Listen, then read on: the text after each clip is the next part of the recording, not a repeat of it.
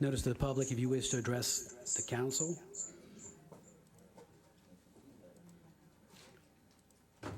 Please complete the public wishing to address the council form located on the end of the counter and give it to our council clerk prior to the beginning of the meeting. All public comments must be addressed to the council as a whole.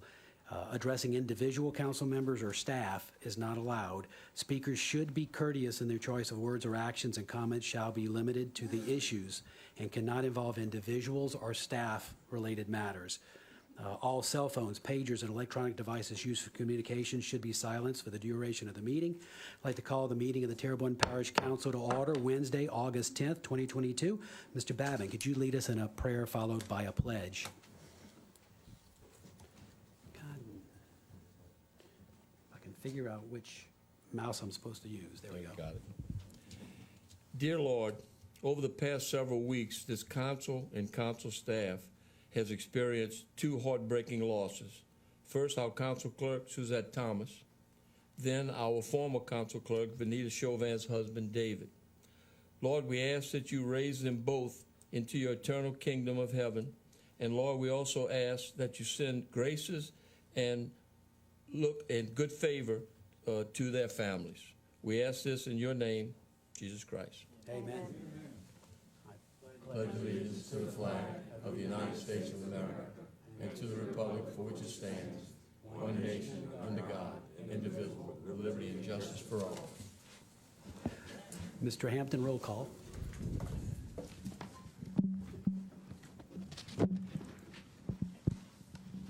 Mr. Trosclair? Mr. Navy? Mr. Harding? Here. Mr. Michel? Mr. Amade? Mrs. Domain? Here. Mr. Daring Guidry? Here. Mr. Babin? Mr. Dirk Guidry? Mr. Chairman, you have a quorum present. A few notes.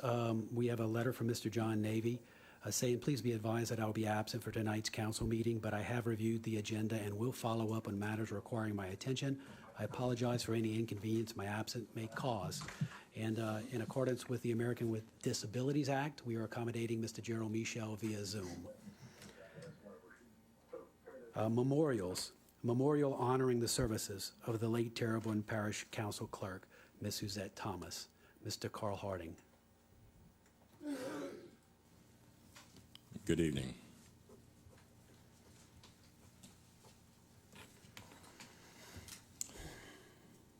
This memorial reads, City of Houma, Louisiana, Parish of Terrebonne Memorial. Whereas Almighty God, in his infinite wisdom, called to eternal rest the soul of Miss Suzette Thomas on July 17th, 2022, at the age of 52. And whereas the Terrebonne Parish Council, the Terrebonne Parish Consolidated Government, and the entire community mourns the loss of this great woman who served as a public employee for 27 years and was appointed as the first African-American council clerk. And whereas Ms. Thomas will be remembered by many for her passion, her thoughtfulness, and her devotion to assist and connect with others, especially those in need and those from all walks of life. And whereas Ms. Thomas's legacy will in part be made evident by her involvement in many professional organizations, including the Organization of Parish Administrative Officials, Louisiana Association of Municipal Secretaries and Assistants, and the Democratic Party Executive Committee, which allowed her to provide for the community she loved. And whereas she has touched the lives of many through her active participation in civic organizations, including the United Way, La Terre Federal Credit Union and the Finding Our Roots Museum, of which she was a founding member, all of which allowed her to further serve the community she cared for. And whereas God spoke, and Miss Thomas heard the scripture, and I heard a voice from heaven saying unto me, Write, blessed are the dead which die in the Lord for henceforth. Yea, said the Spirit, that they may rest from their labors, and their works do follow them. That was from Revelations, the 14th chapter and the 13th verse.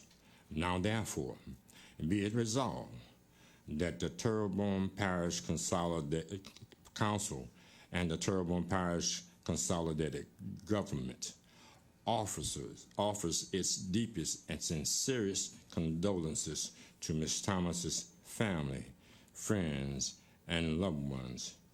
Be it further resolved by the Terrebonne Parish Council on the behalf of the entire Terrebonne Parish Consolidated Government that the transition of the Lord's kind servant, Ms. Suzette Thomas, be hereby acknowledged and duly noted on the date that it was written, the 30th of July, in the year of our Lord, 2022. It was signed by Parish President Gordon E. Dove, Council Chairman Darren W. Guidry Sr., and the rest of this council, and I may add, and the rest of the members of Terrebonne Parish, and those people that she touched throughout the state. Congratulations to the family of a life well served, to Ms. Suzette Thomas. Thank you.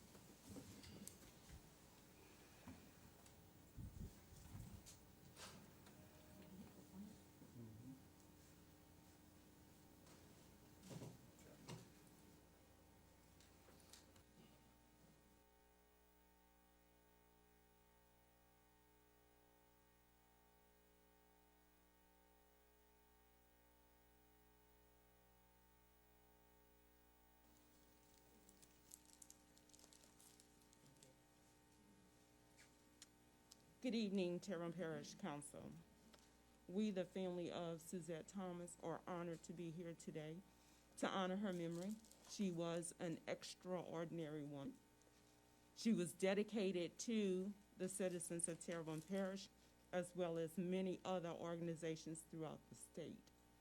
She will be dearly missed, not only by our family and friends, but by many of those organizations.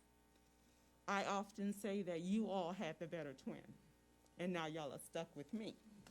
And I'm no way in shape and form like Suzette. I'm the total opposite of that dear, loving, kind, compassionate person in which she was. She was dedicated to the parish of Terrebonne under her position of Terrebonne Parish Council Clerk. And I will tell you all that she loved her job. The job was difficult, the job was hard, the job was challenging, but she loved what she did. She was happy to work with many of the council people that came before you all, and some of you all that are still sitting on the board today. I can truly say she enjoyed working with the administration. She developed a lot of friendships with her colleagues within the parish government, and they have all expressed their sincere condolences in her absence. While our hearts are heavy with not seeing her in the physical, we do live with the memories in which she had in our lives. And so that is what is going to bring us through. There were a lot of questions as to what happened and why. We don't address what happened or why. We address we love her. And she fought to the end. In her last days, she was still working for the council of what needed to be done for the citizens of Terrebonne Parish. During Hurricane Ida, she was diligently seeking measures and ways in which she can improve on our preparedness and our response to disaster and emergency situations. She was truly a dedicated Terrebonne Parish employee. And so, we say thank you for the beautiful plant. We will continue to enjoy her memories.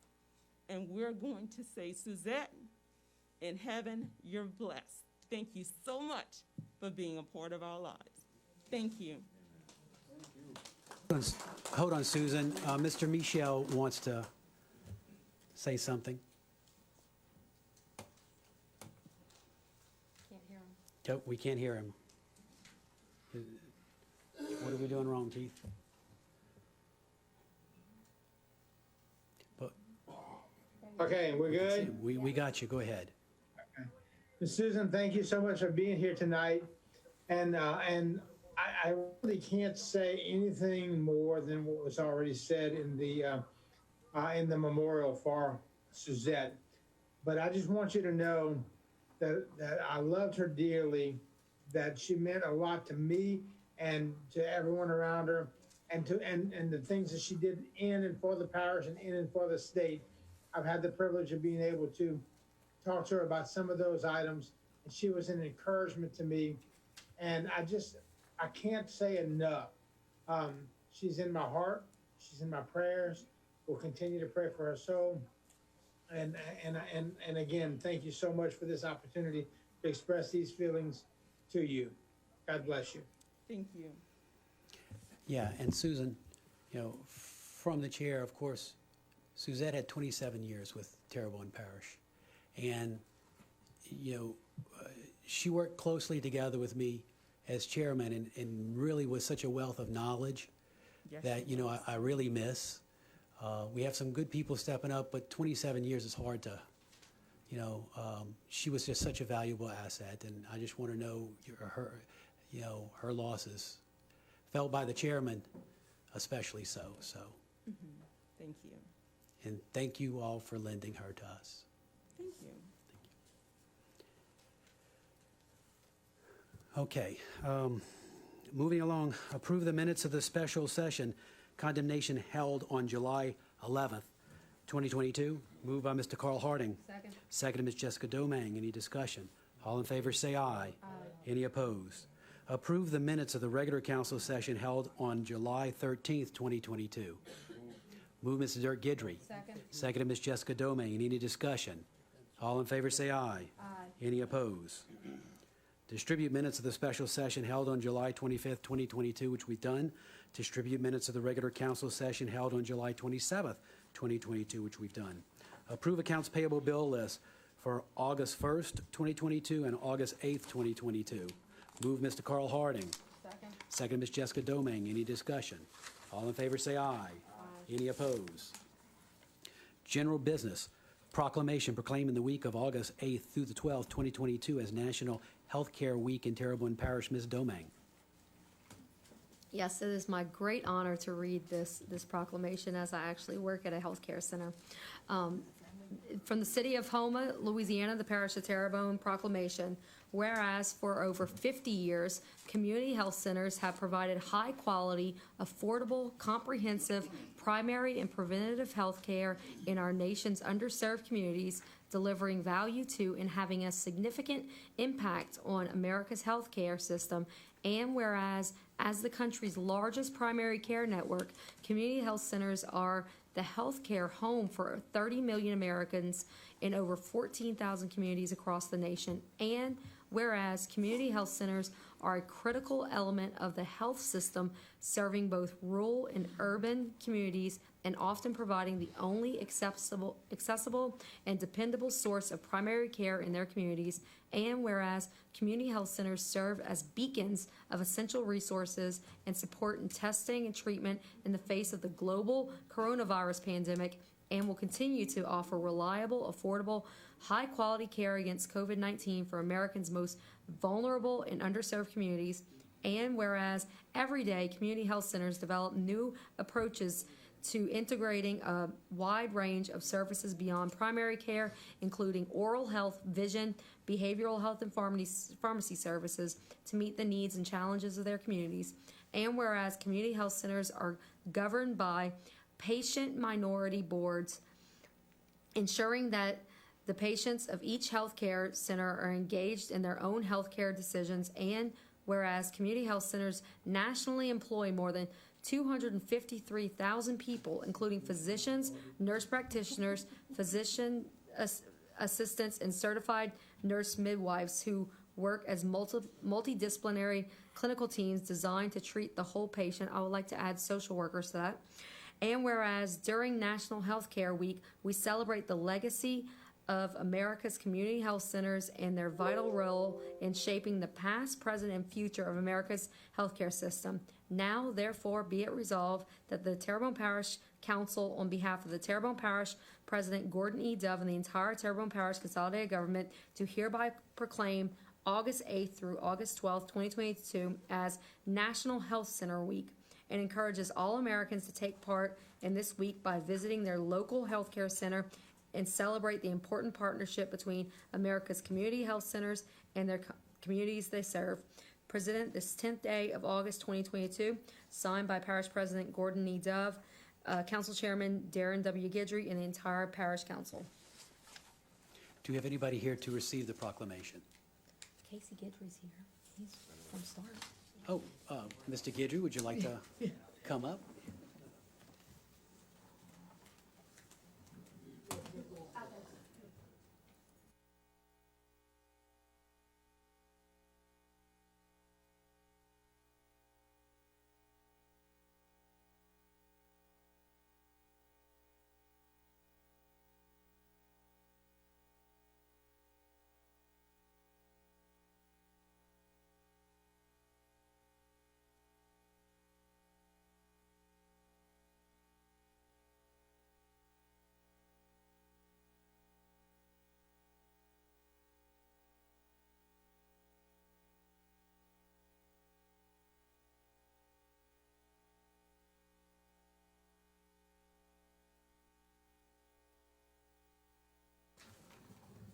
Thank you, Ms. Domingue.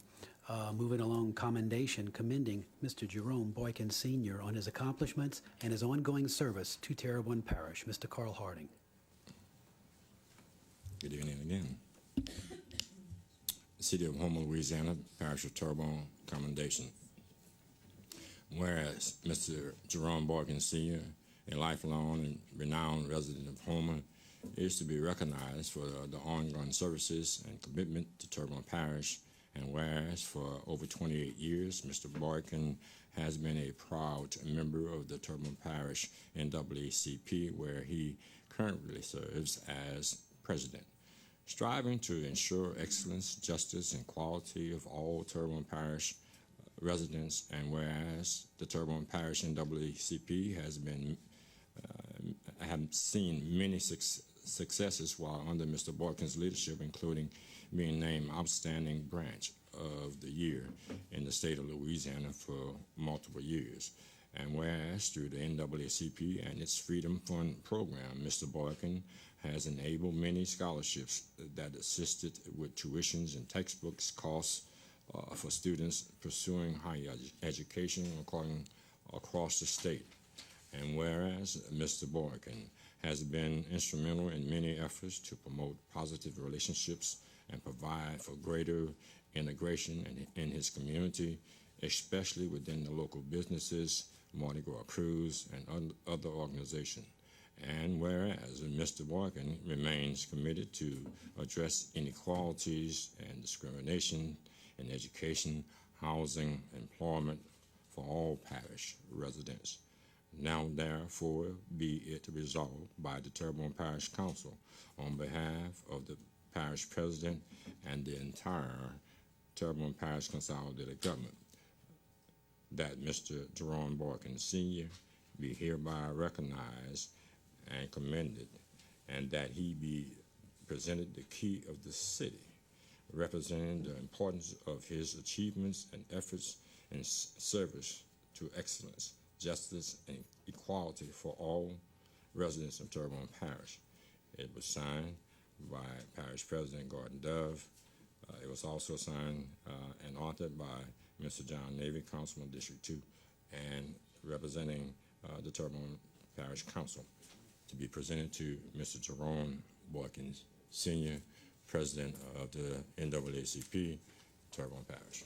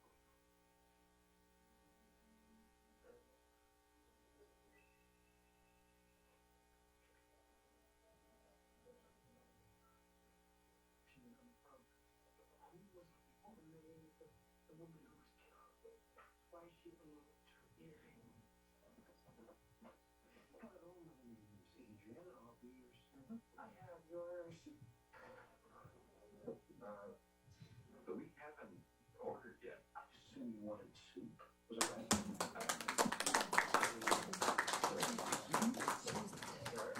Why wait until the last minute?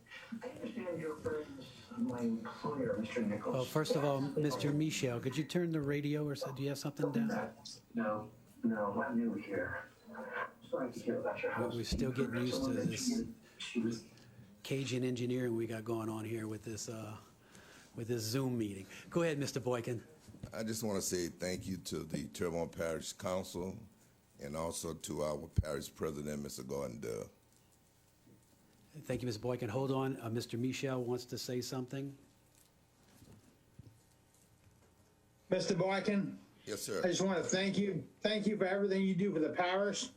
You know, when you do things, you do them thoughtfully and intellectually, and you make good choices on what you're going to support and what you're not going to support. You and I don't always agree, but we agree most of the time.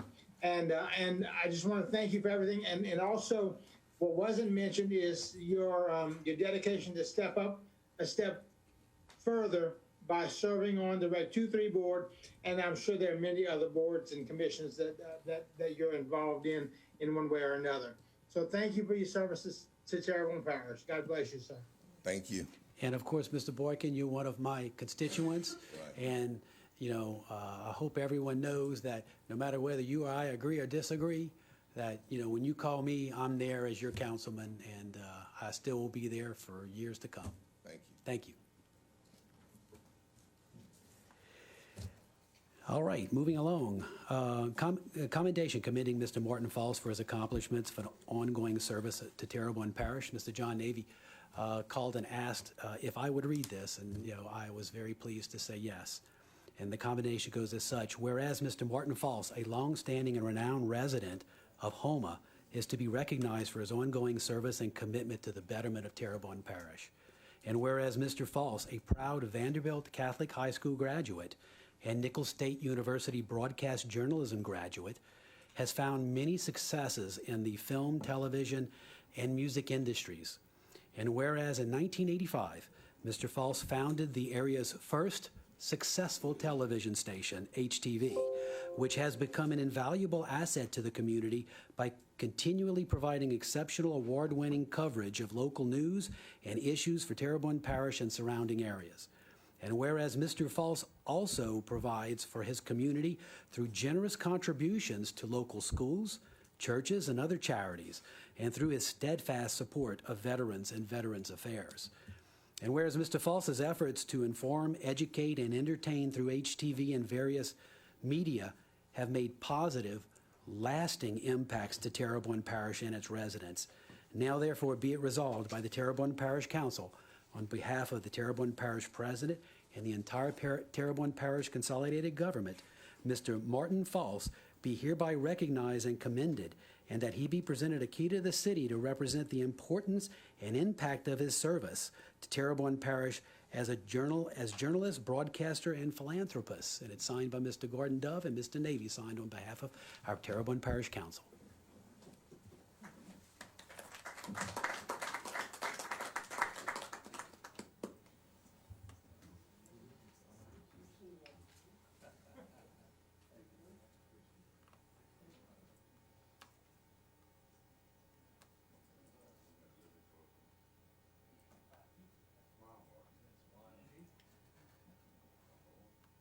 Say cheese.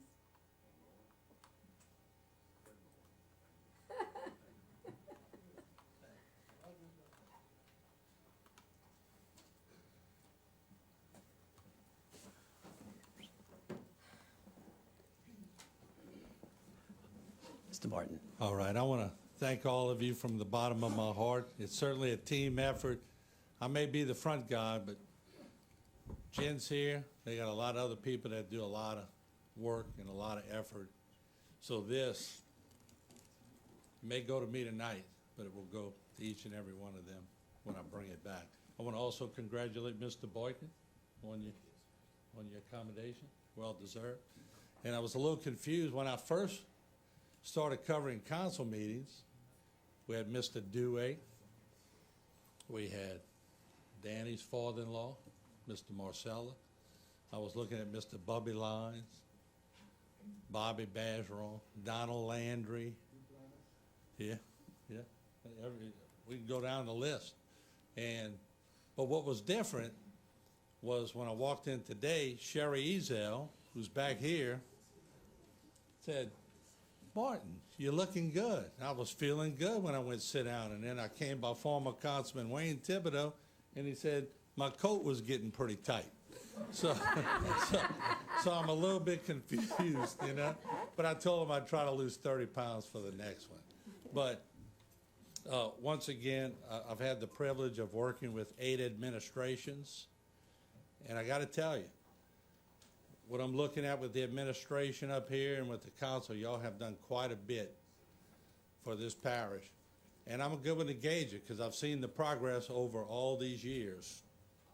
And just like y'all have alluded to, we don't always see eye to eye.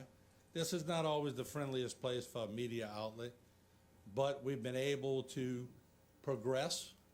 When we have disagreements, we work them out. And I've always said, and a lot of you have taken me up on it, you always are welcome on HTV to come up and state your platform, whatever it may be, and that will continue. And we appreciate it. Thank you very much, and thanks to all the efforts that y'all do each and every day. We appreciate y'all. Thank you very much. Hang on, Martin. Mr. Dove. Yeah, Martin, you know, and look, thank you for everything your station, you've done with your station and personally.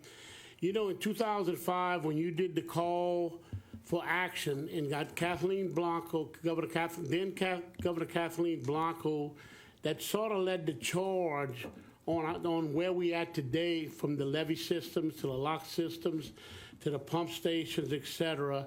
And we had it at the Civic Center, and it was right after Katrina and Rita, and it was the biggest crowd I've ever seen there. And you started it there with the call for action. A lot of people, if they remember back, they'll remember that. And you know, Martin, you've covered from hurricanes, and I'm not gonna list all the hurricanes, there's too many, but Hurricane Juan, Andrew, Katrina, Rita, Gustav, Ike, Zeta, when we had like 5 in a row, Barry, and then of course the worst of the worst was Ida. And you were there, you know, we constantly getting the people, getting them information. It's so important, and now you for years you've done the internet, and you're streaming over 60, 70,000 people or more, and letting people know out of town what's going on in their parish with this Cat 4, which should have been a category Cat 5. And, you know, Martin, you've been there all the way with Morganza and everything we've done. And then I'm not going to forget about news, crime, and all the issues, the social events, and especially the veterans that you really, really was passionate of because of the veterans and, of course, because of your father, and God bless them, and that you led, so, you know, award every year, and you've put on July 4th, and you've helped put it on. But thank you for everything you've done. It's been an honor and a pleasure to serve with you. I've been served with you as a state rep and as parish president for going on 18 and a half years. Thank you very much, and it's well deserved, Martin. Honor to give it to you. Thank you. My pleasure. Thank you. Yeah, and Martin, again, thank you for, you know, your cameras here, video taping us, and you air our council meetings. Not everybody gets the government channel, and you do that. We don't pay anything for that. It's a service you provide to people, and I know a lot of people comment to me that they watch it and they've seen it. And so, you know, on behalf of myself, I appreciate what you do to help us inform the community. If I may say something in closing, if nobody else has, Andy will appreciate this. Just some prayers for Dr. Gerald Haydell, who's sort of at the end of his time, and he's struggling tonight, but he's done so much for this community. So tonight, when you and that's Joseph's father-in-law, when you lay your head down, he's done so much for this community. So just a special prayer for Dr. Gerald Haydell. That'd be appreciated. Thank you. Thank you. And Martin reminded me that I failed to recognize Mr. Wayne Thibodeau, former Terrebonne Parish councilman, who's here in our audience. Moving along, presentation by administration relative to capital projects, including drainage, utility, road, quality of life projects, as well as other matters related to the operations and maintenance of the parish government. I think we're going to defer to our first item, which is Mrs. Paula Rome, Entergy Customer Service Manager, to address increasing cost of electric services. Ms. Rome.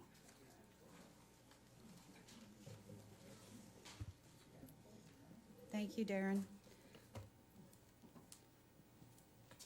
How do y'all put me up here following two of our greatest residents of Terrebonne Parish, Mr. Boynton and Mr. Martin?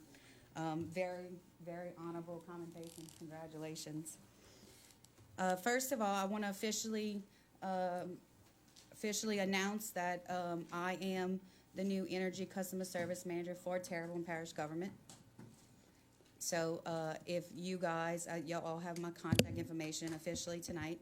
So if anybody on administration or the council need help with Entergy issues, I am the one that you are to contact, that I can help you guys out. I've already helped many of you already. So if you need some help, please let me know.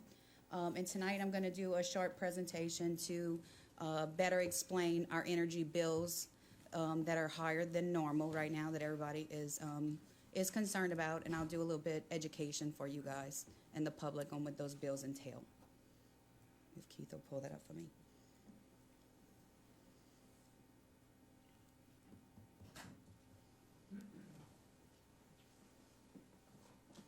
Thank you, Keith.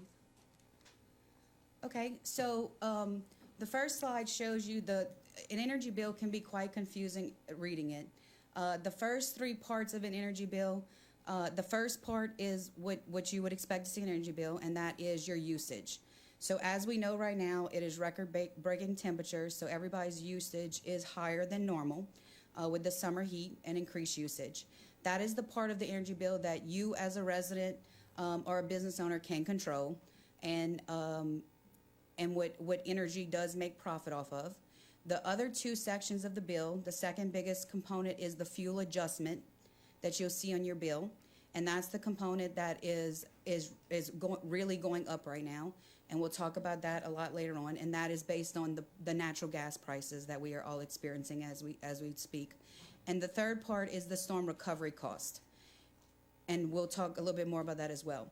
It's important to note that those two parts of the energy bill is Energy does not make any profit off of those two sections.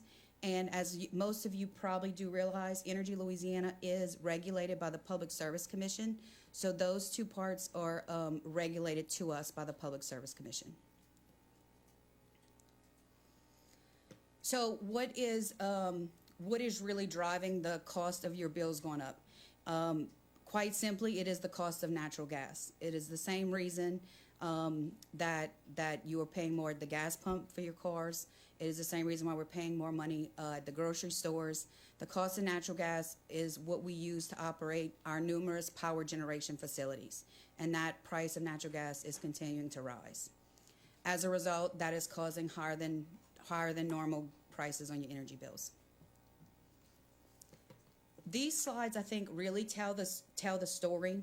So if you break down a customer bill, residential bill breakdown for 1,000 kilowatt hours, just comparing apples to apples, in from 2020 to 2022 of July. So that's our highest usage, right? It's really hot. So the green line at the top shows that our energy rates, what energy charges you, has gone up in the last 2 years for 1,000 kilowatt hours from about $77 to $82. So our usage charges have not been risen very much at all.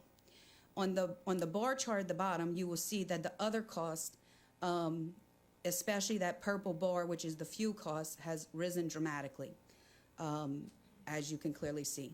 The other part of that bar chart is the storm recovery cost. And this is showing 2020 to 2022.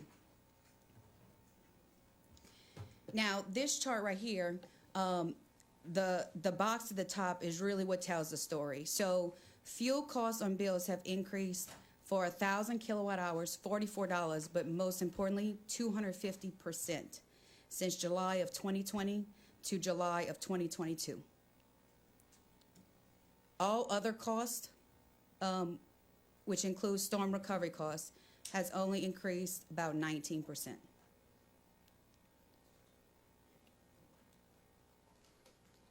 So the bottom line is that the fuel costs have increased very much, and that is really what is increasing the cost in our bills. It's not anything that I want to hear as an energy customer. It's not anything anybody else wants to hear, but that's the bottom line. It's the natural gas cost that is increasing our bills.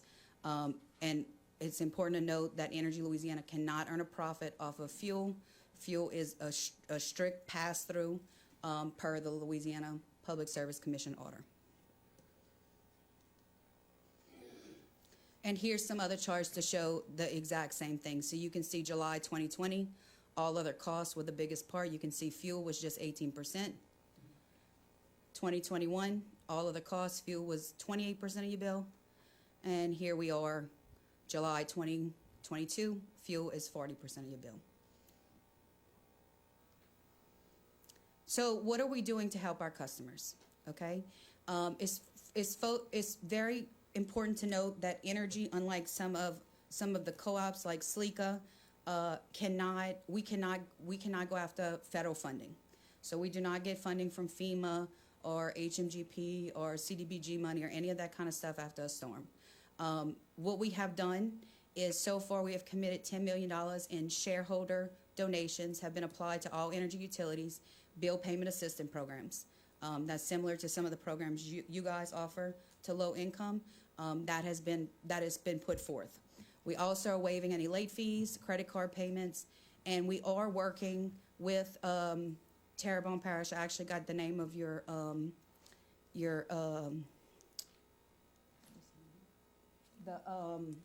the person with the Kelly Cunningham works Yes. for you guys. Okay, so got Kelly Cunningham connected with our group, and we are actually going to come into Terrebonne Parish and pick a handful of low-income housing and do some weatherization projects to show them how to weatherize your houses to make them more energy efficient. So we're going to be doing some of that in the parish soon, starting in September. So you'll be hearing about that. So we have energy.com/billhelp, okay, that you can go to, and it talks about some of the things I talked about, how to get payment extensions, how to apply for payment plans and that kind of other thing. Now, you may have heard yesterday a press release went out from Energy stating that we are putting $4.4 million into some bill help. So some of the complaints we've heard is that we only are helping low-income people. What about people that make a little bit more money in low income? So what the press release went out yesterday is that Energy is putting $4.4 million into the local United Ways. The press release yesterday just named United Way of Southeast Louisiana, but as soon as maybe tomorrow, the press release will come out that we are also supporting the United Way in this area and giving money. And so people that it's the poverty level times 250%. So the number I saw is like for a household of 4 people, that's about $70,000 of their annual income can apply, and it's going to be the money's going to be given to United Way. They're going to apply to United Way to get a certain of $150 off of their bill. So we're also putting that up as well. Energy is continuing to look at ways that we can help our customers. We know this is a burden on people, and this is the last burden on top of people being already stressed with money by the price of gas, by groceries going up, and all of that kind of stuff. So we understand the burden this is for our customers. So this is some of the stuff I talked about: deferred payment arrangement, payment extension, and levelized billing. If you are a residential customer and haven't looked into what it would be if you tried levelized billing, now's the time to try. It's helping people save money. And we can't have a presentation without talking about preparation for a storm. Energy is prepared for a storm, and we have multiple ways for residents and businesses to stay informed and what's going on. We send out notifications through My Energy. If you're not signed up for My Energy, you should. We send out text messages when you have outages, when it's come back on. We have a storm center. Of course, follow us on social media. And we do have an outage map that is amazing. If you have an outage, you can look it up on your My Energy, and it'll tell you, yes, you're out, and when it'll come back on, what's the estimated recovery time. And again, hurricanes. This is worst case scenario, but this is what Energy goes by, is that we know we have to expect that if a storm comes, we have to expect that we're going to have outages, and how long that's going to take. We have done multiple measures to increase our system in Terrebonne Parish since Ida, but we have much more to do. We actually have met with the administration to talk about doing some work to increase the grids in the most hard-hit areas around here, especially around some of your important pump stations and that kind of stuff, to better the system where we know it was worst hit during Ida. So any questions? Mr. Dove. Paula, first of all, welcome. It's been great to work with you to date, and I think it's really good to have someone from this area that we can call in, and we deal a lot with Energy and Sleek, and of course our own Power.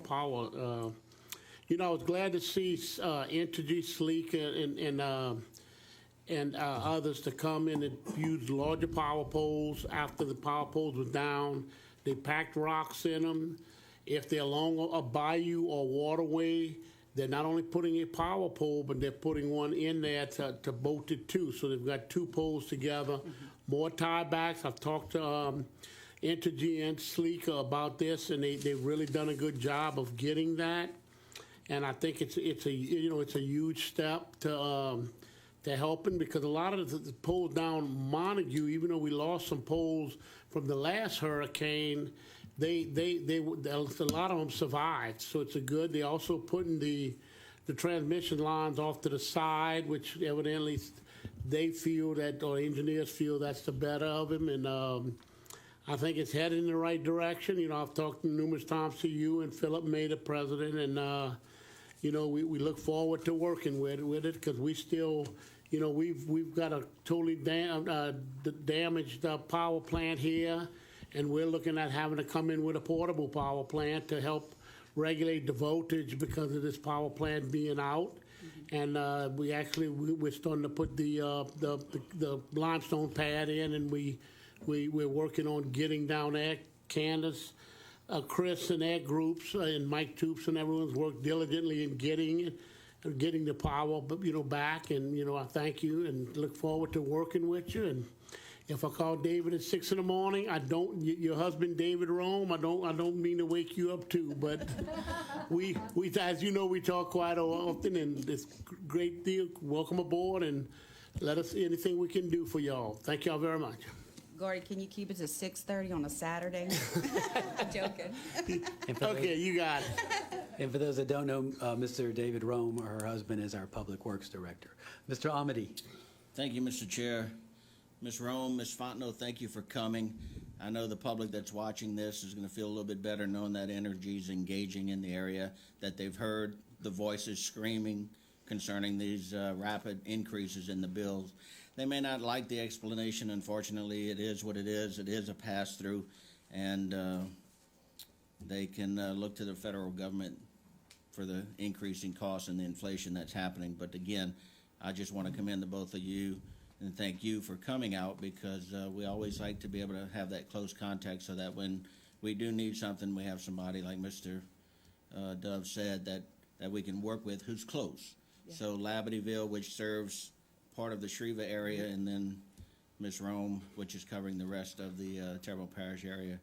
Hang on, it's going to be a ride with some of us. We get a little irritable, but please deal graciously with us, and we'll make it up. Just watch out for dirt. So again, thank you both for coming. And thank you, Ms. Amity. I apologize. Stacy Fontenot is here, my colleague from Energy. People see me and they say, "What happened to Stacy?" Nothing. She's still here. We couldn't do it without her. Stacy and I cover the same territory. Energy just split up. That I handle the government accounts and municipalities in the area, and Stacy handles the managed accounts, the big businesses, hospitals, stuff like that. Main markets, yeah. Mr. Dirk Guidry. Yeah, I'm not going to yell at nobody from Energy tonight. We've been nice to you, Dirk. You have, and that's what I wanted to say. You guys have stepped up and did a great job. It's nice having somebody local that I could pick up the phone and talk to anytime. And if you are busy, you give me a call within a couple of hours, and we get it done. And every time that I've called and asked you for something, you've delivered. So I sure appreciate it. And I know it was pretty hectic after the storm, and we had all kind of constituents calling on us and hollering at us, and we hollered at you guys, but you guys stepped up and did a great job. So thank y'all. Thank you. Yeah, and from the chair, thank you for coming. The only thing, when I speak to my constituents, I mention the level billing, if they talk about they're having issues. But one of the questions they ask me is how, they're concerned about calling because they're thinking that the level billing is just going to mean they're going to take this bill and multiply it by 12. How is level billing calculated from the previous year? If you could quickly explain. So typically what they do for the level billing is into the mic, if you don't mind. Yeah. For the level billing, they'll take the last 12 months, they'll look at the uses for the last 12 months, and they'll get the average. So that's the amount that it starts with, and if they see as it moving forward, if the actual usage is declining some, they're going to adjust the level billing as well. But what about that energy fee? Do you calculate it on that energy fee that we saw today, or do you average out the energy fee? It includes from the past 12 months. So these past few months of the high bills, unfortunately, that's going to be included in that average as well. So if they do level billing and the energy fee goes down, then they need to get off of level billing. That's correct. All right, thanks. That's correct. And it's easy for the level billing to go online. If you have the My Energy app, they can sign up that way. You can actually see what your level billing estimate would be. It gives you that option as well before you sign up. Mr. Harding. Yes, and that was my concern too, because I had several people that level building. Sometimes it just reaches out and touch you, you know what I mean? And dealing with energy, you know what I mean? You get a shock of that bill. So that consideration, like Mr. Darren Guidry said, you know what I mean? That's a problem. But one thing that was interesting that you actually said, the method of reporting, and then you say you have a system or a chart or a board that you can actually have the outage that are out. And that outage that's there, I have a number of people, and I'm glad you're here because, you know what I mean, Gordy call, I text David early in the morning. But we have people that need services, you know what I mean, for remote locations. Sometimes they're just isolated, like, you know what I mean, somewhere, mobile states or something like that at the end of the way. And I found the problem that I had a problem getting in contact with someone. So just like everyone else. Now I know who to call. And texted David and said, well, David, you know, man, I apologize, but I need to contact your wife. And I call him in the morning. So I appreciate you. You can being text able me too, Carly. Yeah. Well, I'm appreciate the opportunity to know who I'm talking to, and as a local person. So that's what I really need. Thank you. Thank y'all for coming. And can I make one more comment as well? Sure, In go regards ahead. To the My Energy app, I really encourage the customers that are listening and all the residents to enroll. If you're not in the My Energy app, it actually, you can log in, stay logged in, it'll give you your daily usage. So you can track your daily kilowatt usage every day. You look at it from the past month and just kind of stay on top of making sure, you know, there's nothing that's stuck running. Sometimes you have a high bill, but it's due to there was something that, a motor or something that was stuck running. So you can kind of see if your usage was 1,000 kilowatts last month and this month is 5,000, then obviously there may be something you have to look at, or contact Energy, and we'll take a look at the meter. But just kind of encourage everyone to do the My Energy app and track the usage as well. Great. Thank you for coming. Thank you. Thank you. Next is Mr. Casey Guidry, Stark Corporation CEO, to address a proposed crisis center. Go ahead, Ms. Domingue. Okay. Thank you, Mr. Chairman. I had worked with administration to get this on the agenda, and thank you, Casey, for being here tonight. This is a project that myself and Mr. Navy have worked on for quite some time, as well as Mr. Guidry as well. And now more than ever, we see an increased need for mental health services in Terrebonne Parish. It's been something that we've needed for decades now. And so being that we're now in a position to be able to build something like this, I think is going to be very, very beneficial to the people of the parish. And so thank you, Casey, for being here, and you can go ahead and go with your presentation. Sure, thank you. For those of you who don't know me, my name is Casey Guidry. I'm a social worker and the CEO of Start Corporation. And I'm going to talk today about the proposed crisis center that we would like to build in Terrebonne Parish. Do I just go, is it left and right? Is that how? Okay, I got it. START is a nonprofit that's been around here in Terrebonne Parish for 35 plus years, and it's always sort of focused on the same thing, really helping people with mental health issues to live independently in the community. And through the years, we've sort of evolved and taken that core and really tried to address whatever needs the mental health population has. So through the years, we've done housing, we've done some community-based services, and then most recently, we've done federally qualified health centers. We have 6 total health centers, but 2 of them are located here in Terrebonne Parish. And this year, we were able to work in conjunction with Nichols State and Terrebonne Parish government to purchase the clinic located at 235 Civic Center, which has really helped us to expand our services there.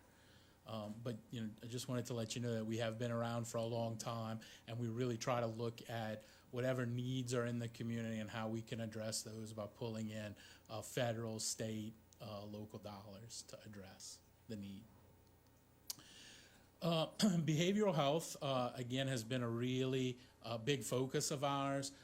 Since the storm, we have been doing some focus groups and really seen our volume increase. We've had a lot of people who are struggling with substance abuse issues, mental health issues. We've seen a major increase in post-traumatic stress disorder related to weather events. A while back when we were having those storms, which seemed like they were happening every Tuesday, we would see an increase in calls and walk-ins at the clinic. People just nervous about being in their house, their anxiety heightened, their depression heightened. So we are seeing a major increase.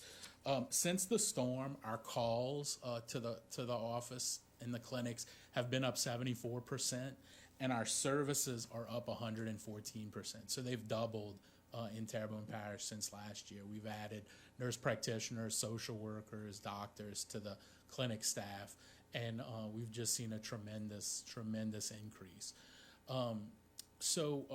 Really, again, like I said, when we see a need like that, we try to figure out what would be the best evidence-based practice to really address the need. So with that, Well, before I go into addressing the need, a couple of barriers that we've seen that cause people not to get care. Sometimes the cost is too high for treatment. At START, we don't discriminate for ability to pay. Even if someone is uninsured, we still see them as well. They can come in and get services. We take Medicare, Medicaid, private insurances. We do a sliding scale for people who do have some income and want to self-pay.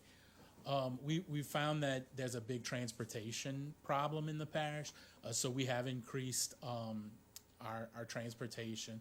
We do pickups for clinic appointments. We do community-based work where the therapist or the caseworker will go out to the home. So we've been doing that as well. We find people have difficulty navigating healthcare, so sometimes they need help to understand, this is where I go for primary care, this is where I go for behavioral health. Lack of providers, again, it's hard to sometimes get in to see a psychiatrist or a psychiatric nurse practitioner, long wait times, and like I had mentioned before, lack of insurance coverage. So we are taking all of these barriers into consideration when we propose the new program. So what we're really looking at right now is trying to develop a community crisis center. It would be a building that we would have that would be basically like a mental health urgent care. I'll talk a little bit about what we're doing currently, but ideally we would like to staff it 24 hours a day and work with police, ambulance, law enforcement, all of that to get people who are in mental health crisis to get triaged here rather than going to an emergency room and waiting long times and possibly getting a bed, not getting a bed, all of those things. So again, we would like to build on to our building at 235 Civic Center and have that freestanding behavioral health crisis center. Around the country, people are doing things like this, and it is a less restrictive environment. Our staff would be trained on how to approach people and how to address them in a respectful way, and really try to subside the crisis so we can avoid hospitalization if possible, put some supports and get them back into the home as soon as we can. So basically the investment that we want to talk to you guys about is the construction of the building. We're thinking that it's going to be about 1.1, a little bit more than that, $1 million. It would be basically kind of set up like an emergency room, but a little more user-friendly. There's some concepts like the living room model where you have living room furniture as opposed to more medical facility furniture that kind of keeps people's anxiety down, makes them feel a little more comfortable. And then we would like to also ask for about $850,000 in operating costs. We feel like the first year we get this going is when we're going to incur the cost. Afterwards, year 2, 3, moving on, we feel like we will be able to bill Medicaid and private insurance for this. So it really would be the building costs and the startup costs. And then I think we would have a sustaining program for the parish and for the residents of the parish to use ongoing. Let's see. So again, we would like to eventually move up to a 24-hour a day, 7-day a week, 365-day a year service where we do intervention, crisis stabilization, suicide crisis response, some services for substance abuse and intoxication crises when people are using substances and out in the public. We want to expand the services that we're currently doing, and we really want to get to a 24-hour mobile crisis team. So that sort of leads into where we are now. Let's see. I'll come back to that. So right now, is that the right slide? No. Yep. Right now we are selected. The state rolled out some of these crisis services on a preliminary basis, and START did get selected as the provider for the region here. So we are covering Terrebonne Parish. We currently, in one of our old locations on Magnolia Street, have a behavioral health crisis care center open, a BHCC. It's only open 8 to 4:30 right now, so people can walk in if they have a mental health crisis. Police are bringing people. We haven't got ambulance on board because of triage, but we're working on that. And then we do have a mobile crisis team, so if someone calls in and they're having a crisis in their home, we can send somebody out. Again, we are only running those 8 to 4:30 Monday to Friday during normal business hours. Our hope is, again, to expand these to 24 hours because, as you know, crises don't happen just during business hours. They happen all the time. So this would be, for people who are suicidal, homicidal, having trouble at home, altercations, that kind of thing. So that's what we currently have right now. People right now can call 988 to get assistance, and they'll dispatch us currently. So again, we talked a little bit about the extent of the need. Emergency rooms right now are seeing about 70% of primary care visits, and most people are coming in with behavioral health needs, which is overwhelming the emergency rooms. Unrecognized mental health, again, we're seeing a lot of that storm-related, but also in primary care settings, mental illness goes often unrecognized. That's high percentages for adults and for children. And access to care. The current ratio for a mental health provider in our region is 690 to 1, whereas the national average is 420 to 1. So we're being underserved right now tremendously. So this, I think, would help address all three of these sort of national trends that are going on. If we were to be awarded, what our plans are is to be fully operational within 3 months. We think that we can move into a temporary location at 235 Civic Center until the building is built, but we would like to get the services up and running. We'd establish an advisory work group to get some input from parish citizens on how they want the services to be and how they want them to be conducted. Conduct a needs assessment, see what zip codes in the parish are in most need and have less access to care. We provide services for substance abuse and intoxication crisis, establish marketing materials so we could get the word out for this, and really strengthen the care systems in the town. So that's sort of what we're looking for. I know it's a lot of information. We did provide a more detailed proposal to the parish, and which goes into more about the evidence-based practices we would use and sort of the models and stuff like that. But that's basically it in a nutshell, and I can take any questions. Ms. Domingue. Yeah, thank you again, Casey. We do have the proposal. It just wasn't in our backup, so I'll make sure that we get that emailed to all the council members so that they're able to read that proposal. And you had mentioned this mental health crisis starting with the hurricane. It really started with COVID. So the hurricane just perpetuated a crisis we were already seeing. That's right. And the crisis was happening before that as well. And you hit the nail on the head.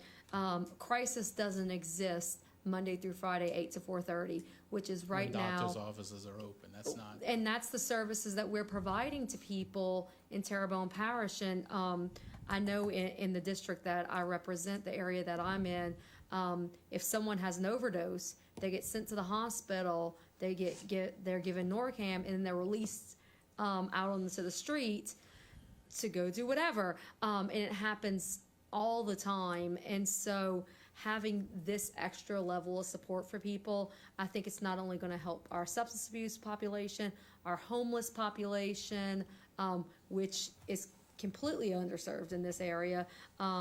It's really going to be a tremendous asset for this community. And I know everyone up here is probably thinking, where's this money going to come from? I have talked to Miss Malden, and she is trying to work some things out for me. We talked about the American Rescue Act as being a possible place where we may be able to find some of this to be able to help out. We do have some CBDG coming in as well. We don't want to put all our eggs in one basket, obviously, though. So she's going to continue to work on that, and as soon as she can work some miracles out, she'll definitely bring that to us.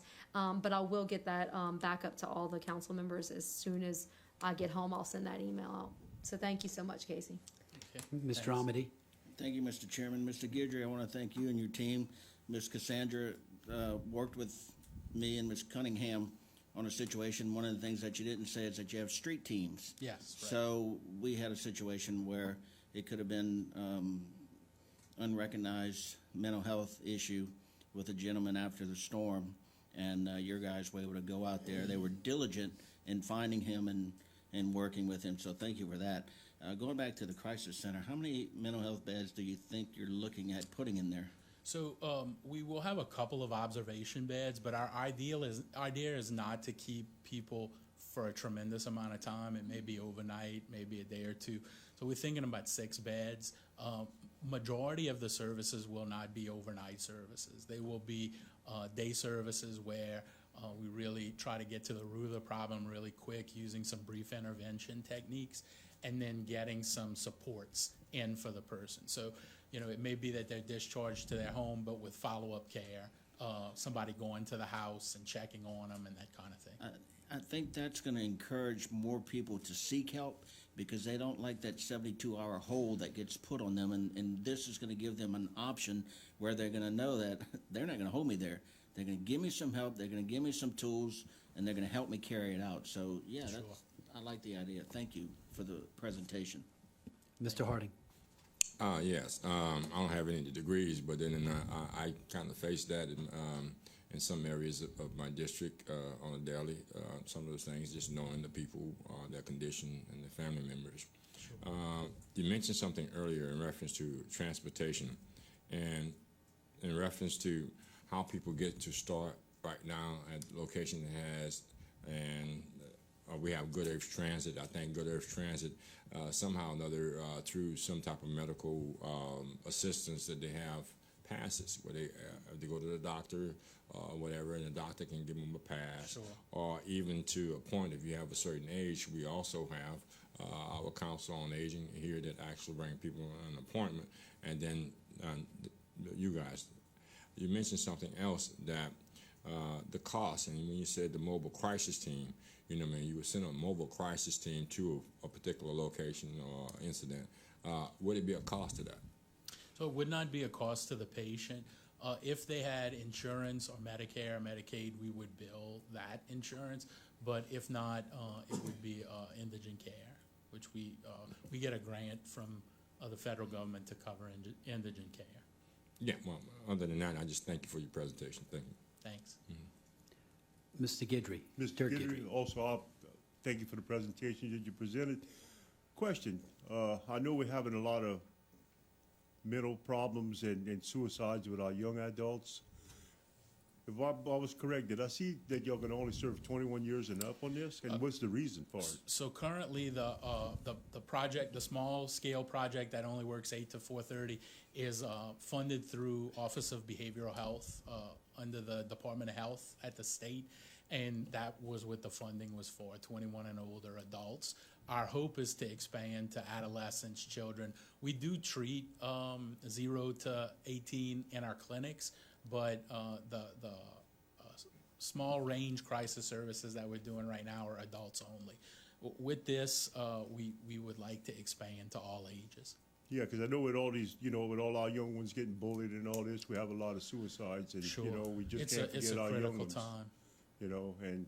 And just like a lot of these mamas and all, they need help. Parents need help because, as again, we had another murder of a young individual again in New Orleans the other night. So Yeah. I know there's a lot of need for mental health, in Sure. this parish. So And look, we're seeing a lot at the clinic. If under 18 a person comes in and has to be hospitalized, they're sending them to Shreveport, they're sending them way out of the community. There's no resources locally for them. So part of the expansion would be to try to catch all ages. Yeah, because I know some parents that have put their kids in there and then they, they send them all the way to Shreveport, and it's, especially when they go in there for an extended period of time, it's hard for the parents to get back and forth with their kids, Sure. So, and it's even hard for them to go and pick them up after they're released from the hospital up there. It's a lot burden. of people can't afford to drive 300 miles, That's true. So, but thank you again for what y'all do, and God bless y'all. Thank you. Yeah, and Casey, thank you for coming. I noticed you used a statistic, I think, of 70% increase. 70% increase in calls. Wait, I had it written down. Well, 74% increase in calls, 114% increase in mental health services. and I can only imagine that is underreported because the crisis that I'm seeing on the street with COVID and now exacerbated with the hurricanes. Sure. It is a major crisis, and like Mr. Harding said, we've all kind of, I think every citizen in Terrebonne has been a de facto social worker and having to help some people in our families, deal with issues. So, it's evident, and I think we do need to look for alternatives, and this is one I think we need to seriously consider. One big component in here, we did talk a lot about professional services, social workers, nurse practitioners, but one component of this program is peer support. So we'll get people who previously had substance abuse issues or mental health issues and are in recovery. We train them, and then they are very successful in engaging people and hard to reach clients. So that'll be a component of this as well, where we'll have sort of all levels, professional services, but also the peer support, which has been really good. Thank you for coming. Thanks.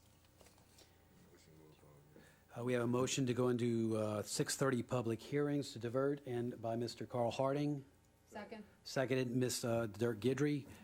Mr. Dirk Gidry. And Ms. Jessica Domang. All in favor say aye.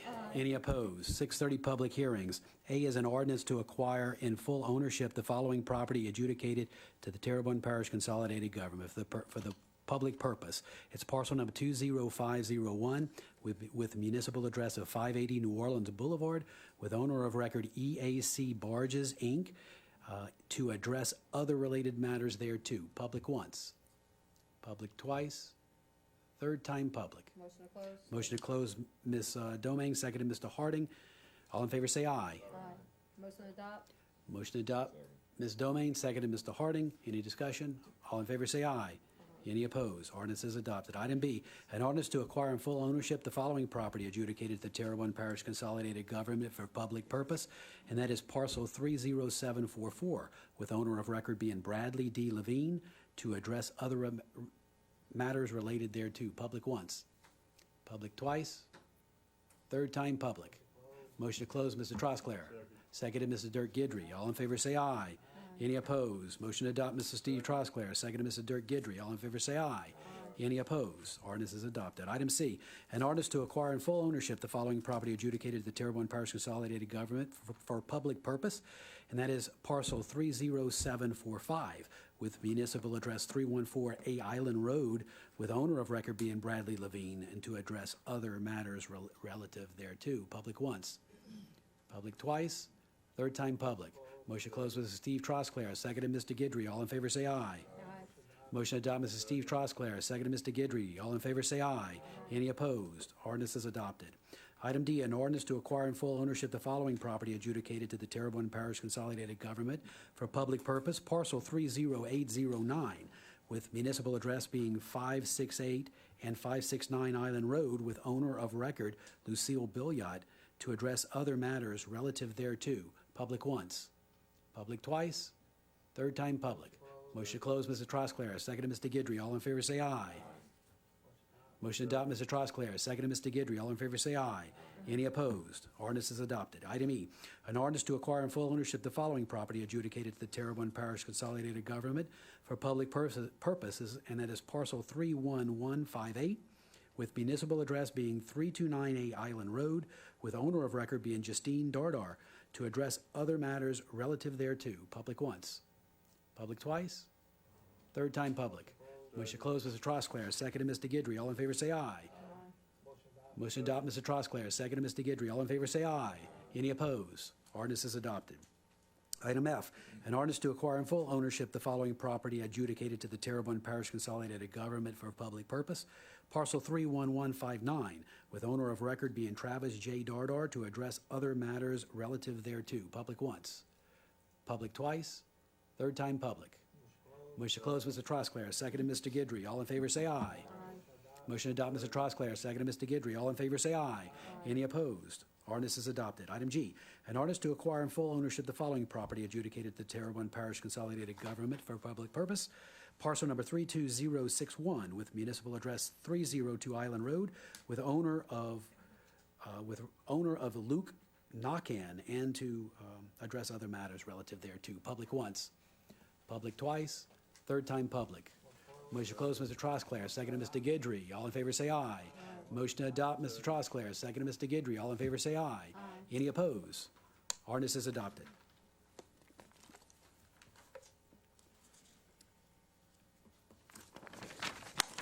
Next one is an ordinance to declare as surplus a tax property located at 358 Railroad Avenue, adjudicated to the Terrebonne Parish Consolidated Government to acquire authorization to dispose of said property in accordance with Louisiana Revised Statute 47:2196. Public once. Public twice. Third time public. Motion to close, Mr. Harding. Second. Seconded, Ms. Domingue. All in favor say aye. Motion to adopt, Mr. Harding. Second. Seconded, Ms. Domingue. All in favor say aye. Any opposed? Ordinance is adopted. Item I, an ordinance to amend the 2022 adopted operating budget, 5-year capital outlay budget, and budgeted positions of the Terrebonne Parish Consolidated Government for the following items and to provide for related matters. City Marshal, $23,150. Rotary Centennial Plaza, $275,000. Animal shelter donations, $21,777. Parish prisoners, $11,587. La Petite Theater, $20,000. West Side Alma Street drainage, $1,175,963. Population control, pollution control. Okay, $40,855, and add an operations manager, grade 212. Public once. Public twice. Third time public. Motion to close, Mr. Harding. Second. Seconded, Ms. Domingue. All in favor say aye. Aye. Motion to adopt, Mr. Harding. Second. Seconded, Ms. Domingue. All in favor say aye. Any opposed? Ordinance is adopted. Motion to go back into regular order, Mr. Guidry, seconded by Mr. Trosclair. All in favor say aye. Any opposed? We are back to Mr. Devon Jacobs wishes to address the council regarding renaming Jefferson Davis Street to 6th Street. Mr. Davis, go ahead and state your name and address for the record if you don't mind. My name's Devin Jacobs. I can go ahead and... Yeah, state your name and address if you don't mind for the record. Devin Jacobs, address 215 Rue Reese, Houma, Louisiana, 70364. Okay, go ahead, Mr. Jacobs. Good evening, Council. I'm here today to request an ordinance to rename Jefferson Davis Street to 6th Street. As you already may be aware via the email I sent back in June, I stated that the Southern Poverty Law Center identified Jefferson Davis Street as the last remaining public Confederate memorial display in Terrebonne Parish, and that Nicholls State University in Lafourche Parish has already initiated similar changes to its campus's Confederate memorials. Furthermore, the City Council of New Orleans adopted ordinance number 28444 that changed the name of Jefferson Davis Parkway to Norman C. Francis Parkway. Within that ordinance, they stated Jefferson Davis Parkway currently honors the first and only president of the Confederate States of America, a confederation of southern states that took up arms against our nation to preserve the institution of slavery, and the street was renamed for Jefferson Davis in the 1910s at the height of the Jim Crow era to reinforce white supremacist values and to romanticize the terror of injustice of the antebellum South. Now, Terrebonne Parish takes pride in marketing its geographic bayou country location and its Cajun culture influence to the public with pictures of plantation homes and by use of brief historical descriptions on multiple media outlets. Though these descriptions do not explicitly convey the government's support of Confederate nostalgia, It is implicitly stated when a public street sign bearing the name of a Confederate president is allowed to exist today in our parish. Implication is further reinforced when our parish code contains an ordinance adopted from state statutes that protects the Confederate flag from desecration, along with the U.S. and state flag, but not the Union flag or any other flag for that matter. And so a mutually supportive association exists between Cajun culture, the Terrebonne Parish government, and Confederate ideology, and will remain synonymous with each other for as long as Jefferson Davis Street stands. The character, the contributions, and the achievements of those we choose to memorialize is reflective of the cultural and social attitudes of the collective community and the community's authoritative decision makers. Regardless of the who, what, why, and when Jefferson Davis Street was allowed to be erected in Houma, the question to ask ourselves is Jefferson Davis a person we would recognize today as someone worthy of being memorialized by our current moral standards as a community here in Terrebonne Parish? In other words, would we have chosen to memorialize Jefferson Davis over Barry Bonvillain in renaming the Houma Civic Center, or Jefferson Davis over Percy Gabriel when renaming Senator Street? After a black parent explains to a black child who Jefferson Davis was and what he stood for, is that child going to feel inspired by him or comfortable or welcomed by those who memorialize him? Because as of right now, the Jefferson Davis Street sign does not say to black people, please move here, you're welcome here. If anything, it acts as a racially motivated repellent, signifying that this is not your neighborhood, stay away. As a matter of fact, a recent study conducted by Professor Clifton Green at Emory University revealed patterns in residential segregation after analyzing demographic data on sales transactions conducted on Confederate-named streets.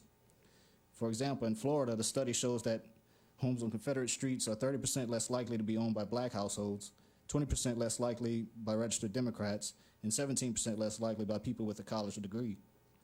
According to multiple public data sources, there are currently 26 owners of 19 properties that contain the Jefferson Davis Street name as a municipal address in Houma. 22 out of the 26 owners are white. Only 2 out of the 26 are black. 46% are registered Republicans, and 27% are registered Democrats. Along with these starting figures, further data analysis of our area may reveal to be following a similar housing segregation trend as examined in the study. And lastly, in Terrebonne Parish's comprehensive plan, it says the number one goal and objective is to create a sense of place and connectedness that can help all citizens of the parish understand and feel the pride that comes with that attainment. Jefferson Davis and his Confederate ideology simply does not align with the goals and objectives of Terrebonne Parish in this day and age. Failure to rename the sign is a failure of the parish's number one goal to create a sense of place and connectedness for all its citizens. And so that's why I'm requesting to rename the Jefferson Davis Street sign to 6th Street. Thank you. Thank you for sharing your concerns. All right, moving along, we have a card from Mr. Mike DeLon. Wants to address AT&T damage to water lines and other. Yes, thank you very much for allowing me to speak. If you don't mind Name's stating- Michael DeLon, 311 Lewis Drive, District Number 5. The people that are putting down these fiber optic cables all across the parish, they're doing horrible jobs. They're messing up. It's not just in Lisa Park's been hit hard. About 2 months ago, they drilled through the lady's sewer line and it backed up into her house. She did not know that it was their line that was causing this issue. She had a plumber go out and they had to dig up their yard, which was not her fault in any way, shape, or form, and she had to fork out a ton of money. Well, 3 weeks ago on Friday, I get a knock on my door at 8:30 in the morning, and they got a Hispanic guy that speaks little or no English telling me that they think they hit my water line. I walk out and look on my front yard. In my driveway, I got a fountain about 1.5 feet high coming out of my sewer washout. I spoke to them, and they said that it was the parish's fault. I know ahead of time that the parish does not mark utilities. That is done by the 811. They come out there and I said, no, it can't be. And he goes, it's their fault. They didn't mark it right. And I said, let me ask you something. They had marks for 3 red lines, meaning the power lines that go, because our power supply is underground. They get out there and they went back and forth. Then one of their other guys came out and he said that it was the parish's fault. And I said, no, it can't be. I said, dude, if the markings aren't there, why would you even start to dig on the thing? He goes, well, we were told that the water lines were 19 inches below the surface, which was totally false. It's closer to 4 feet. Because I seen once they They got out there and they had to dig up my brand new driveway that I just put down less than a year ago. They dug it out. The Waterworks District, I don't care if anybody says anything rad about them, they're wrong. They came out, they were there from noon until 7 o'clock at night. The people across the street's lines who they totally severed, they've got babies. They've got a 1-year-old and a 1.5-year-old. Those guys stayed out there in the heat and in the dark and made certain that they had water. The other people that once the inspector came out from the waterworks and looked at it, those guys packed up and left. Didn't tell anybody anything else or nothing like that what they would or wouldn't have to do. So we finally get out there. Like I said, the waterworks guys came out. They dug up my brand new driveway. They tore up my neighbor's yard. They're tearing up yards like crazy. They're leaving trash all over the place. And it's like, who cares? Waterworks came out on Friday. Waterworks came back on Monday to dig it all back up to repair the lines so those people across the street could have water pressure and that kind of stuff. We have a motion to extend. Mr. Harding seconded. Mr. Guidry, all in favor say aye. Any opposed? Thank you. The water, after the waterworks came out, they fixed all the lines and everything. They got out there. The company that was doing the drilling came out. They dug the whole thing back up again. They put mud all over the street, mud all over the yards. The yards are all tore up. And they come out there again. The next day they come back, they finished it up. They tore everything up. They spoke to my neighbor, and they told him that they were going to come out and fix his yard and take care of that, that there was a contractor that was going to be hired by the parish to repair my concrete. And I said, how can they be liable for something that you did? He goes, no, that's just the way it is. Well, the guys that dug up my driveway originally came back out, and they explained everything to me. Can't ask for any friendlier people. They were on top of things. They all the way across. You can't complain now, not at all. And I told him what was going on. He goes, don't worry, we're going to take care of it. A week ago today, they dug the driveway up that was tore up. They fixed it. It's brand new, have no complaints. But what we need to do is to get on these people. I talked to some people, and they said that they could not stop AT&T from boring in a yard or something like that. If they're it's costing us money. It's costing everybody. They had a guy at 405. They went through his sewer. Everybody's sewer backed into his house. They had 4 pollution trucks, big trucks, in his front yard cleaning his house out from what these people had done.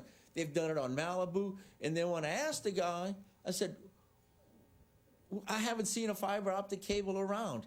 The guy from AT&T told one of the neighbors that was on this cabinets that's butted up to we're backyards, and he says, we don't even have the cable. It's back ordered. We don't know when we're going to get the cable. They've got holes dug up in everybody's yard. All we need is, well, the only good thing is school's back in. What happens if a kid falls in that hole or something like that? Who's going to take care of it then? Kid dies because they drown in, they run away. I mean, it's impossible to keep up. And they leave trash all over the place. And if you want to, you're more than welcome to come in my house and look. And you can look at my neighbor's front yard. It's just, and he is immaculate with his yard. I'm not, but he is. And now it looks like a bomb went off in there. You're more than welcome to come out and look. You can knock on my door. Well, thank you for coming. Our planning director here's what you're saying, and I know he talks with those people. So, but thank you very much, and he'll address that, I'm sure, with them. But thank you very much. Y'all have a nice evening now. Thank you. Appreciate it.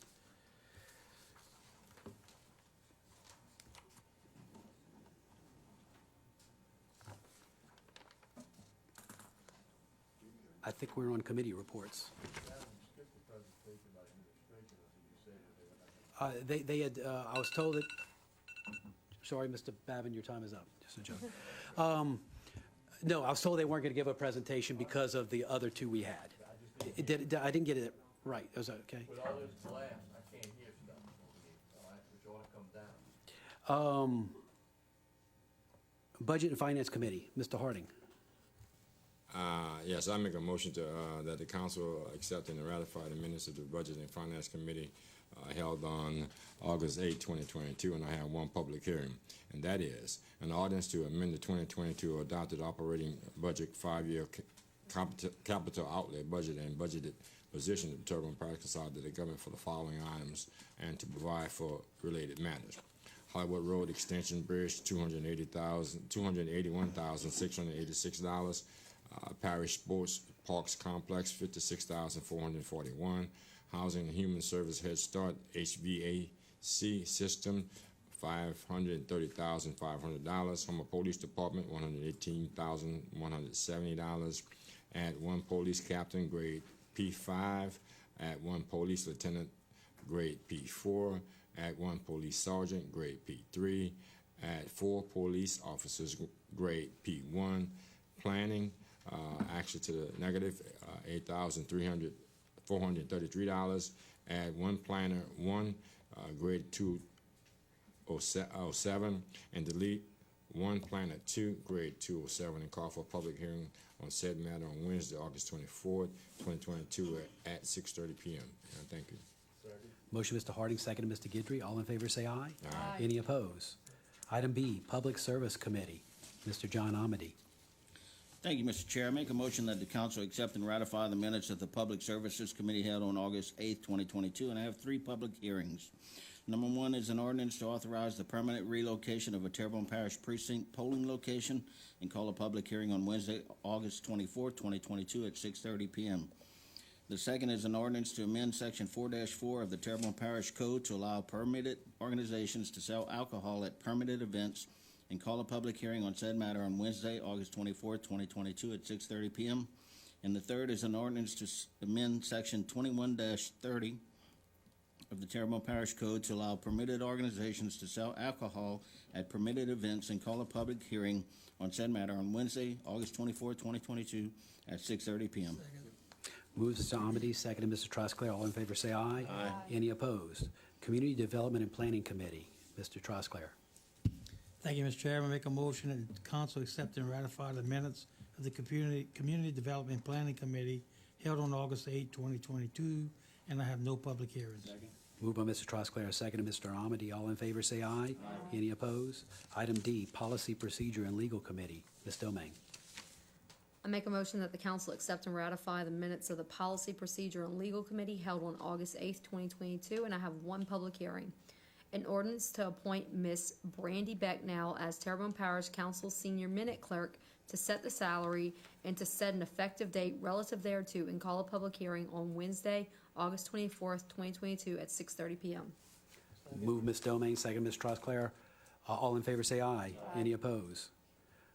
Item 4, Street Lights, Lights Installations, Removals, and Activations, as per by Mr. Dirk Guidry, second Mr. Steve Trosclair. All in favor, say aye. Any opposed? Vacancies to various boards, committees, and commissions coming up. Recreation District Number 3A Board has 1 expiring term on August 26, 2022, and 1 expired term. Recreation District Number 6 Board has 1 expired term. Recreation District Number 7 Board has 1 expired term. Bayou Blue Fire Protection District Board has 1 expired term. The Coteau Fire Protection District Board has 1 expired term. Fire Protection District Number 8, 1 expired term. Terrebonne Parish Tree Board, 1 vacancy due to resignation. Veterans Memorial District has 1 expiring term on September 17th, 2022, representing the parish president south of the Intracoastal. Monthly engineers reports, Milford and Associates, T. Baker Smith, as per Mr. Dirk Guidry, seconded Mr. Steve, Ms. Domingue. All in favor, say aye. Any opposed? Item 7, staff reports is a potential add-on, introducing an ordinance for the permanent appointment and hiring of a council clerk and the hiring of assistant council clerk for the Terrebonne Parish Council and calling a public hearing on said matter on Wednesday, August 24th, 2022 at 6:30 p.m. Do we have a motion to add on? Motion to add on. Motion to add on, Ms. Domingue, seconded by Mr. Amity. All in favor? Aye. Any opposition? Wait. Do we have any public who has any issue with us adding this on or with us or this particular ordinance? Public once, public twice, third time public. Motion to close. Motion to close public, Ms. Domingue, seconded Mr. Dirk Guidry. All in favor, say aye. Any opposed? I know we've already voted to add it on. Motion to adopt Mr. Dirk Guidry, seconded Mr. Steve Trosclair. All in favor, say aye. Aye. It's not adopt. We're motion to introduce the ordinance. All in favor, say aye. Any opposed? Ordinance is introduced. 8, announcements. Parish President, Mike, do you have any announcements? Any council members have any announcements? Do we have motion to adjourn, Mr. Trosclair? Second. Second, Ms. Domang. All in favor say aye. Aye. We are adjourned. Have a good night. Good night.